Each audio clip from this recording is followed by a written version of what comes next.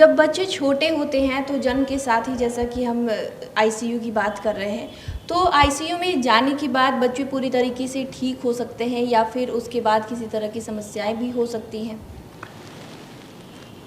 देखिए, आईसीयू कोई रामबाण नहीं है, पैनेसिया नहीं है कि उसमें जाने के बाद बच्चा 100% ठीक ही हो। लेकिन उसे पूरी तरह से अगर बेस्ट इलाज हो तो 90% चांस है कि बच्चा बच जाएगा।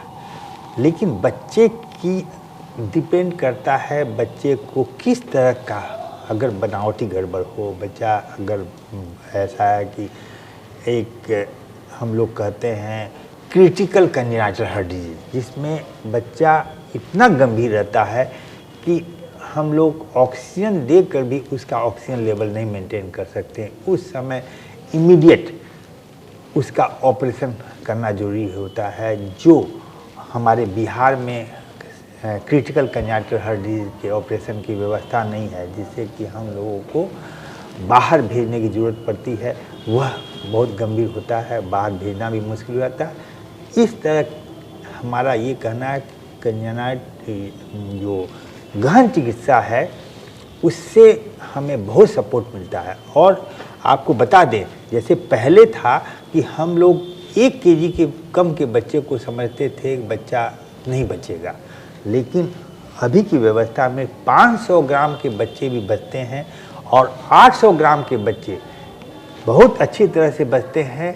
लेकिन अगर उन्हें हम लोग पूरी तरह से बाद में भी, बचने के बाद में भी अगर हम लोग उसका पूरी तरह से उसका देखभाल नहीं करें तो उनको माने डेवलपमेंटल प्रॉब्लम, यानी बच्चे होने के बाद बच्चे बोल नहीं सकते, चल नहीं सकते, उनके लिखने पढ़ने का, चाहे उनको डेवलपमेंटल में प्रॉब्लम होगा। इसलिए मेरा ये कहना है कि बचना इम्पोर्टेंट नहीं है, इंटैक्ट सर्वाइवल, माने बचे तो पूरी तरह से मानसिक और शारीरिक रूप से पूरी तरह से बचे, तभी बचने का एक सही बात होगा। नहीं तो बच्चा बच करके अगर बच्चा अपंग रहे, दिव्यांग रहे, तो माँ बाप के लिए ही नहीं, पूरे समाज और देश के लिए वह एक बोझ रहेगा।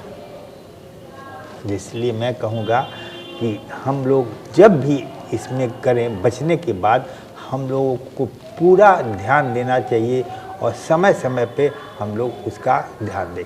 बच्चे को गंभीर आईसीयू में रखने के लिए ज़रूरी है कि उसका बच्चे का गंभीर होना ज़रूरी है। जब भी गंभीर हो तो हम लोग उसे हर तरह का उसकी जांच करते हैं कि उसे क्या ज़रूरत है।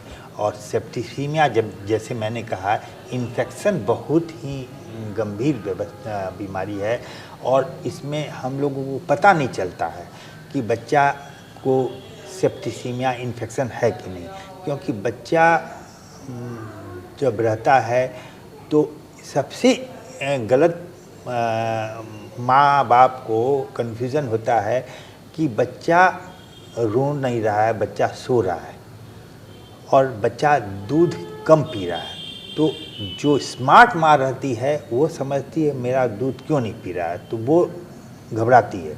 लेकिन कुछ जो पहली माँ होती है उनको लगता है कि बच्चा सो रहा है, अच्छा है, लेकिन बच्चा हर 3-3 घंटा पर माँ का दूध पी रहा है, नवजात शिशु, तब तो बच्चा ठीक है। नहीं तो वह सबसे पहला इन्फेक्शन का सिम्टम्स होता है दूध नहीं पीना। अगर माँ का दूध, अगर चाहे बच्चे को दूध पिला रहे हैं, बच्चा दूध नहीं पी रहा है, तो सेप्टिसीमिया उसका सबसे इम्पॉर्टेंट कारण हो सकता है। और दूसरा है बच्चे को सांस में दिक्कत। जो बच्चे को सेप्टिसीमिया होती है, बच्चे को सांस में भी दिक्कत हो सकती है, बच्चा नीला पड़ सकता है, बच्चे को कोई भी तरह की बीमारी हो, जो सिम्टम्स होती है, उसमें हम लोगों को ध्यान रखना जरूरी है। तो शुक्रिया डॉक्टर साहब, जो आपने गहन चिकित्सा केंद्र के बारे में हमारे साथ जानकारी साझा की, उसके लिए बहुत बहुत शुक्रिया। धन्यवाद।